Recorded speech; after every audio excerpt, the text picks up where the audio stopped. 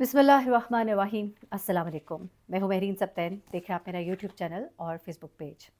नन्हे मासूम सारिम का केस जब रिपोर्ट हुआ था तो उस वक्त पूरे कराची, पूरे पाकिस्तान में काहबका थी। लोग परेशान थे, लोग तकलीफ़ में थे, माँ बाप तकलीफ़ में थे और जो हाल सारिम के माँ बाप का था वो तो बयान ही नहीं किया जा सकता। उनका दुख जो है वो नाकाबिले बयान है, लेकिन इस वक्त उनका दुख जो है अपने इंतहा पर है। उनकी चीखें साहिब दिल सुन सकते हैं, उनकी तकलीफ़ को हम माँ बाप महसूस कर सकते हैं और इस तकलीफ़ में हम उनके साथ हैं। अल्लाह ताला उन्हें सब्र दे। बिला शक बेटा उनका जन्नत में है, लेकिन जिस तकलीफ़ और दर्द के साथ वो इस दुनिया में से गया, उसकी वालिदा की वो बात मुझे नहीं भूलती जिसमें वो ये कहती हैं कि मैं चाहती हूँ कि जब मैं अपने बेटे से वहाँ मिलूँ तो मैं उसे कह सकूँ कि मैंने जानने की कोशिश की थी, मैंने तुम्हारे कातिलों को पकड़ने की कोशिश की थी। अब इसी कोशिश में एक इंतहाई अहम मोड़ आया है। इस केस में एक इंतहाई अहम मोड़ आया है, एक बहुत बड़ा इंकशाफ हुआ है। सब कुछ बताने से पहले मुख्तसरन ज़रा आपको बताती चलूँ, क्योंकि ये बात आगे जाके इस बात के साथ जुड़ेगी जो बड़ा इंकशाफ है।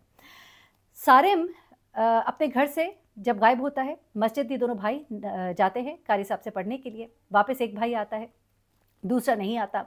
वालिदा जो है उसको तलाश करने के लिए निकलती हैं, कहीं भी नहीं मिलता। वालिद को बुलाया जाता है, दोनों मिलकर ढूँढते हैं। उसकी कैप मिल जाती है, उसका बॉल मिल जाता है, उसका रुमाल मिल जाता है, लेकिन सारिम का कुछ पता नहीं चलता। वालिदा परेशान है, पूरा मोहल्ला ढूँढ रहा है। ये बेसिकली जो इलाका है ये एक गेटेड कम्युनिटी है और यहाँ पर ये फ्लैट्स हैं, बैतुल अनम फ्लैट्स हैं और यहाँ पर चौकीदार से जब पूछा जाता है तो वो कहता है बच्चे यहाँ से बाहर नहीं गया, बच्चा यहाँ से कहीं बाहर नहीं गया। तो इसका मतलब ये है बच्चा कि अंदर ही है। सीसीटीवी कैमरास लगे हुए हैं, लेकिन अल्लाह की तरफ से उस टाइम पर जब लाइट जाती है उस टाइम पर ही ये तमामतर वाक़या कहीं हुआ, क्योंकि उस टाइम पर कोई बैकअप नहीं था और सीसीटीवी कैमरास में कुछ भी नहीं आता। बच्चा बिल्डिंग से बाहर नहीं गया, बच्चा अंदर ही कहीं मौजूद है और उस टाइम पर गायब हुआ है जबकि लाइट नहीं है। बाकायदा तौर पे प्लानिंग जो है वो नज़र तो आ रही है, लेकिन उसके बावजूद कोई पुरसाने हाल नहीं। थाने जाते हैं, थाने में रिपोर्ट कराते हैं। जब रिपोर्ट कराते हैं तो वहाँ पर वालिद पर एक बहुत बड़ा इंकशाफ होता है कि वो मदरसा जिसका वो कारी था, कारी जो है वो एक इंतहाई गलत आदमी है। जो लोग हैं वो बताते हैं कि भाई ये कारी जो है ये बच्चों को गलत तरीके से हाथ लगाता था। तो वालिद जो है उनसे नाराज़ होते हैं और कहते हैं कि पहले क्यों नहीं बताया? तो वो लोग फिर उनसे माजरत करते हैं, कहते हैं हमने अपने तो बच्चों को उठा लिया था, हम अपने बच्चों पर नज़र रखते थे। वालिद जो है वो ये सुनकर और भी परेशान होते हैं। वालिद कहते हैं कि मैंने पुलिस वालों से कहा कि आप प्लीज़ ये जो कुत्ते होते हैं उनको बुलाइए, वो जो सूंघते हैं और उसके बाद वो जांचते हैं। लेकिन वो कहते हैं कि नहीं, वो तो खुली जगह पर होते हैं। बाद में वो ये दुख का इजहार करते हैं कि जब 5-6 दिन सारिम नहीं मिला तो उसके बाद वो कुत्ते जो है वो लाए गए जब केस की हाइप बनी। तो अगर वो कुत्ते पहले ही ले आते, वो कहते हैं कि जब वो कुत्तों को लाया गया, उनको सारिम की कमीज़ सूंघाई गई, तो उसके बाद वो बार-बार उस एक फ्लैट की तरफ जाते थे और उसके बाद वो ऊपर टंकी की तरफ जाते थे। अच्छा, बच्चे की बॉडी तो मिल गई थी, लेकिन उस फ्लैट को जब खोला गया, उस फ्लैट से एक चादर मिलती है और बिस्किट का पैकेट मिलता है, जिसमें से एक आध बिस्किट खाया हुआ है। उसके अलावा एक और फ्लैट की भी निशानदेही होती है। वो इस बात पर रोते हैं कि अगर मेरे बेटे को, जब मैंने कहा था कि कुत्तों को बुला लिया जाए, सूंघा लिया जाए, मेरा बच्चा जो है 4-5 दिन ज़िंदा था। 4-5 दिन के बाद उसको मार के टंकी में फेंका गया। अब ये बात वो क्यों कहते हैं? होता कुछ इस तरह से है कि जिस टंकी से सारिम की लाश मिलती है, उस टंकी को अहले मोहल्ला जो है कई बार उतर कर देख चुके थे। कई बार उन नौजवानों का कहना है कि उस टंकी में पानी थोड़ा था, हम टंकी के अंदर उसी दिन उतरे, उसके बाद अगले दिन भी उतरे। वो कहते हैं कि हम उस टंकी में उतरे, हमने उसको अच्छे से देखा, बच्चे की बॉडी वहाँ पर नहीं थी। आप ज़रा इन बातों को बड़े गौर से सुनिएगा, क्योंकि अब जो latest information DIG west Irfan Baloch साहब दे रहे हैं वो बड़ी अजीब है। मुझे हैरत इस बात पर है कि वो कुछ बातें भूल क्यों गए।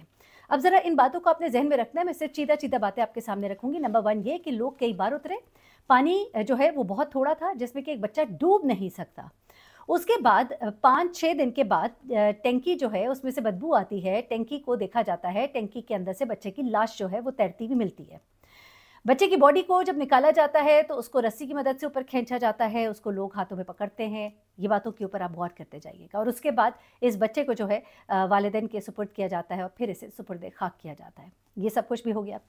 उसके बाद बच्चे का जो इनिशियल पोस्टमार्टम होता है, इस पोस्टमार्टम रिपोर्ट के अंदर जो बातें आती हैं वो बड़ी हैरानकुन है। इन बातों को भी शायद डीआईजी वैस साहब भूल गए, बड़ी माजरत के साथ, क्योंकि औलाद तो सबकी सांझी है। अब होता कुछ इस तरह से है कि जब पोस्टमार्टम रिपोर्ट आई उसके अंदर बताया गया कि बच्चे के साथ ज़्यादती हुई है। कहा गया ज़्यादती हुई है। उसके बाद बच्चे की गर्दन पे रस्सी के निशान थे। बच्चे के जिस्म पर 2 फिंगरप्रिंट्स थे।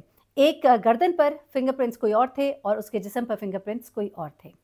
उसके बाद अगली चीज़ जो थी वो ये थी कि बच्चे की जो फेफड़े हैं, फेफड़ों में पानी नहीं था।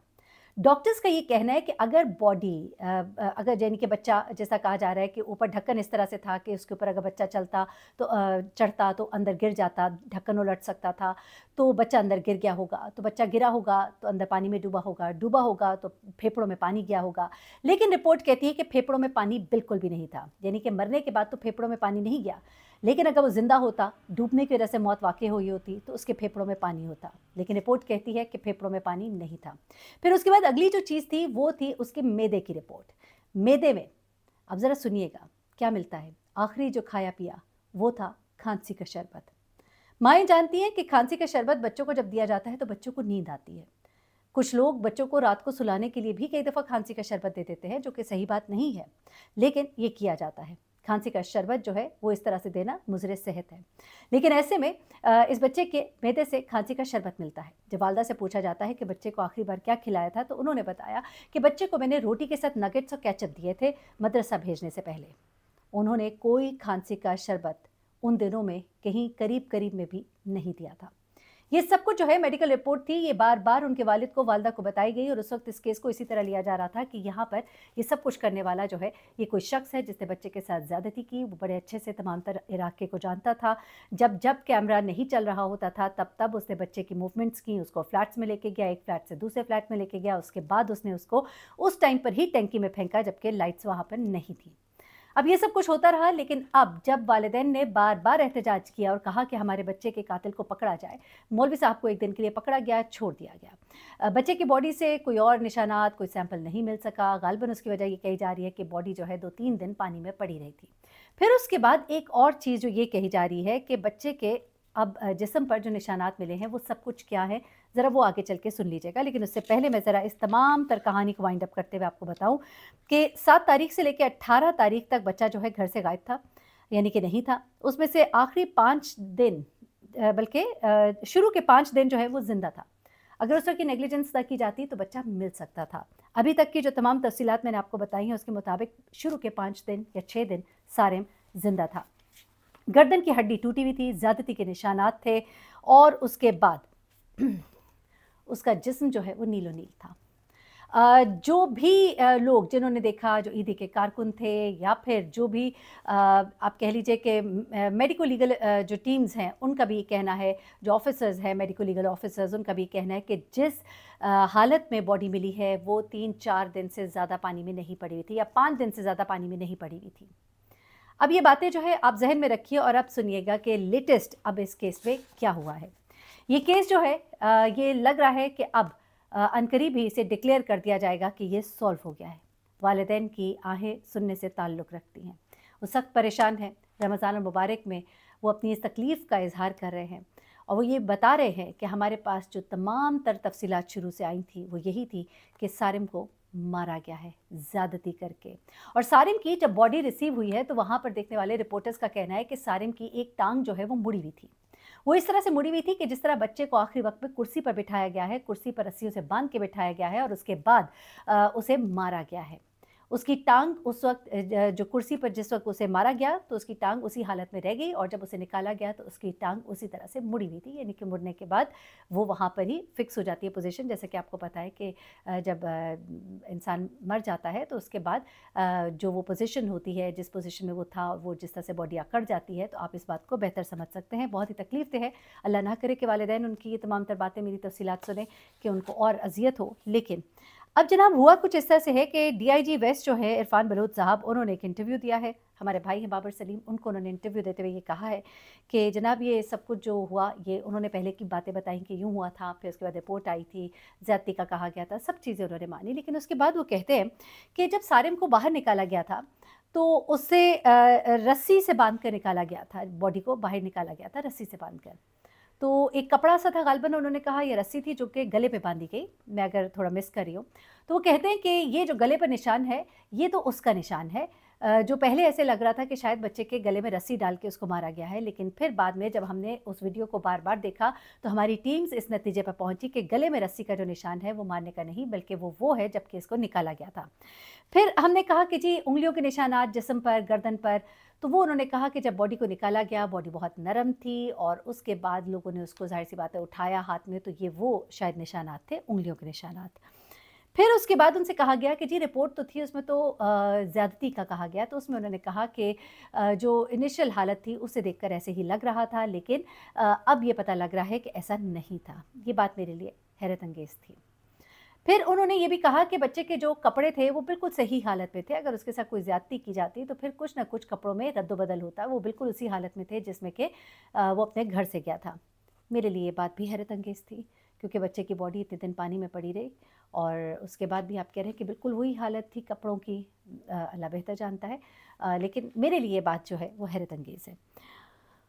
उसके बाद उनके मुताबिक जो रिपोर्ट थी उसमें गालबन गलती थी, बच्चे के साथ ज़्यादती नहीं हुई और 2-3 दिन में ये केस जो है ये वाइंड अप हो जाएगा। बच्चे के वालिदैन को बता दिया गया है। ये तमाम तर चीज़ें उनका कहना है। लेकिन हमारे सवालात अपनी जगह मौजूद हैं कि चले ज़्यादती का शायद उनको समझ नहीं आया, जो कि मेरे लिए हैरत अंगेज़ है। हाँ, निशानात जो हैं वो पानी में रहने की वजह से नहीं मिल पाए, सैंपल्स बॉडी से नहीं इकट्ठे हो पाए, चले वो भी समझ आता है। लेकिन मैदे से मिलना वाला खांसी का शरबत और फेफड़ों में पानी की गैर मौजूदगी और अहले मोहल्ला का ये बार बार कहना कि हम तो उस टैंक में कई बार उतरे थे। उन्होंने यहाँ तक कहा कि इस टैंक के पानी में एक दफ़ा बाहर बारिश का पानी मिक्स हो गया था, तो उसकी बू की वजह से हमने इतना शोर मचाया, हमने इंतज़ामिया को भागने पर मजबूर कर दिया। तो ये वो कहते हैं कि अगर बच्चा इतने दिनों से, यानी कि 12 दिन से, क्योंकि देखिए ना 7 से लेके 18 तारीख होगी, 12 दिन जो है बच्चा अगर पानी के टैंक में पड़ा रहा, तो अहले मोहल्ला जो है वो काफ़ी पहले जो है कि रिपोर्ट करते ना कि स्मेल आ रही है। 12 दिन में 3-4 दिन के बाद तो स्मेल आ जानी चाहिए थी। लेकिन फिर भी आप कहें अगर, तो फिर अब हम क्या कह सकते हैं इस पर, लेकिन मैं ज़रूर ये कहूँगी कि बच्चे सबके साझे हैं। अपना बहुत ख्याल रखिएगा, दुआ में याद रखिएगा। अल्लाह हाफ़िज़।